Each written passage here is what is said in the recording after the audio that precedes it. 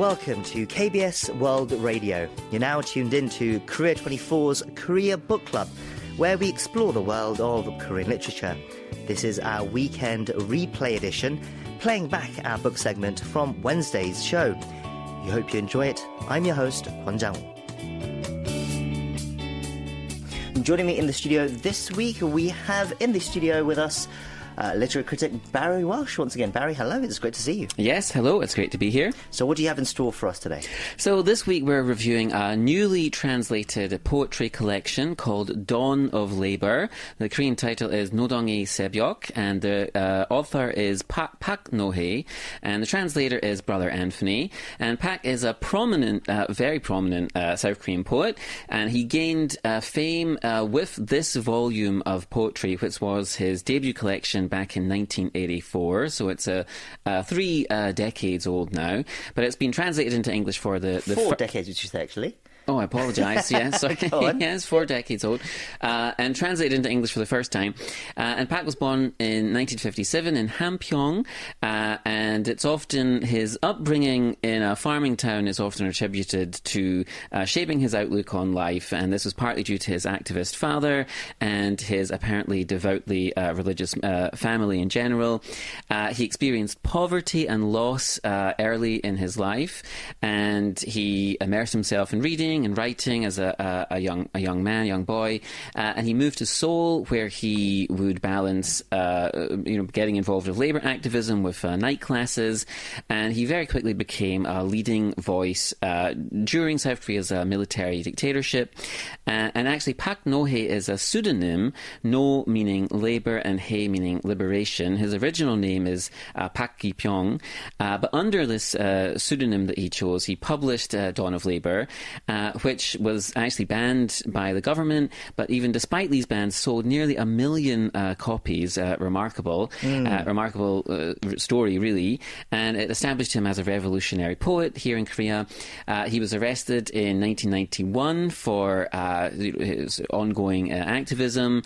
He was tortured. He was given a life sentence, but he was eventually released in 1998 under a presidential amnesty.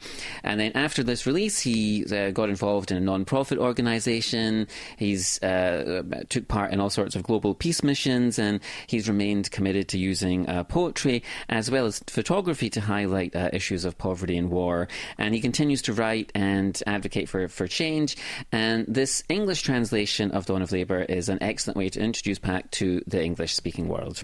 Okay, so this is the debut and seminal poetry collection from the influential activist poet. And Dawn of Labour has been celebrated for its raw depiction of the working class, I understand.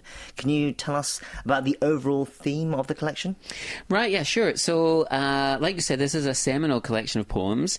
It centres around the struggles and hopes and resilience of South Korean workers during this period of rapid industrialisation and political repression.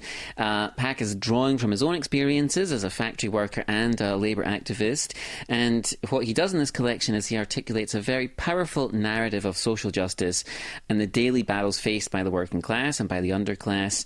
His poems are, they contain reflections of the harsh realities of labour, sort of industrial labour at this time, and there are sort of frequent calls for solidarity and change.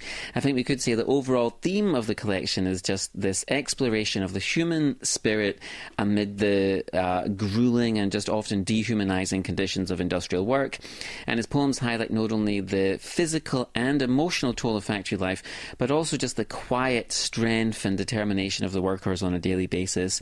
And he famously captures the essence of their struggle with lines like this. So if I'll just quote a little section here. So, sure. If only I could get free, if only I could fly out from my depleted, shadowy fate at 29. But alas, there is no other way, no other way. Apart from death, there is no other way. This dogged life, the yoke of poverty, there is no other way but to live this fate. So these lines are very poignant, and they depict the oppressive environment that many workers endured on a daily basis at the time, the factory workers. years. We have this imagery of the shadowy fate, the dogged life, which underscores just the harsh conditions that people like Park were working in, and at the same time sort of highlights the aspirations despite this sort of difficult situation they're struggling through. And I think it's through these very vivid and empathetic portrayals, Park isn't just narrating these hardships, he's humanizing the workers, he's presenting their dreams and aspirations. And I think his poetry brings to light these often overlooked personal stories and aspirations which are contained within this broader narrative of economic development, industrial development. And so it's this blend of stark realism and hopeful resistance that I think makes Dawn of Labour still, 4 decades later, a powerful and enduring testament to the human spirit. Yes, it's evident that his work is both deeply personal and political.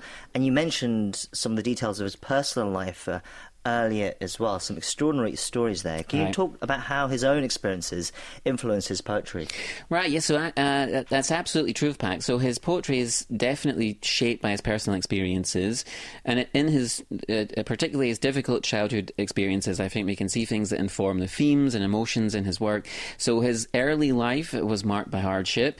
His father was a pansori singer and also a progressive activist. He passed away when Park was just 7 years old. Following the death of his father, his family faced very severe financial difficulties, and this led to the breaking up of the family. Brother and sister having, just the family having to go in their separate directions, and this sort of early exposure to misfortune and just isolation, I think, fostered his sort of activist spirit, and as well led him to immerse himself in reading and writing. And then when he moved to Seoul, this is where he experienced construction work firsthand, and this is what gave him this sort of understanding of the life of the underclass, just the struggle of the working class people, particularly in Korea at this time. And there's this one of the other poems in the collection, No Way to Stop, also has some great lines about this, so I'll just quote another little section. A long line for a meal, holding the tray up to my mouth, gulping down the rice mixed in soup, in the restroom to piss but no time for more, a fast burn of the cigarette, then returning for an extended shift, frenzy like a battlefield, the machines turn and roar, I'm too spent to keep up. And I think we can hear in these lines, he does have this very personal connection to labour and hardship, and it gives his poetry just a very authentic, lived-in voice. Sure, and I think it makes it very moving. They're very passionate and moving, as I said, and they particularly struck a chord with many when it was published, I would guess. It's taken 40 years for the book to be published in an English translation, and I guess it's about time. But do you think it has a value as a sort of historical time capsule, or do you think it is something that still resonates now? Well, I think it's both, actually. So I think it is a pertinent time for this collection to be translated now. It definitely still speaks to things that are very much apparent in the world today. But yeah, at the same time, it definitely is a reflection of that specific moment in Korean history. But that moment still resonates, and I think it reflects on things that are happening today as well. So I think it's both. Well, it certainly sounds like a wonderful and important collection of poems. Once again, it's called Dawn of Labour by Park No-hae and translated by brother Anthony. And that was our pick for Korea Book Club this week. Barry, thank you for that. It's been a pleasure as always, and we'll see you again soon. Okay, take care. And that's all for this week's Korea Book Club. You can check out more of the works we discussed on our website at world.kbs.co.kr. Join us again next week.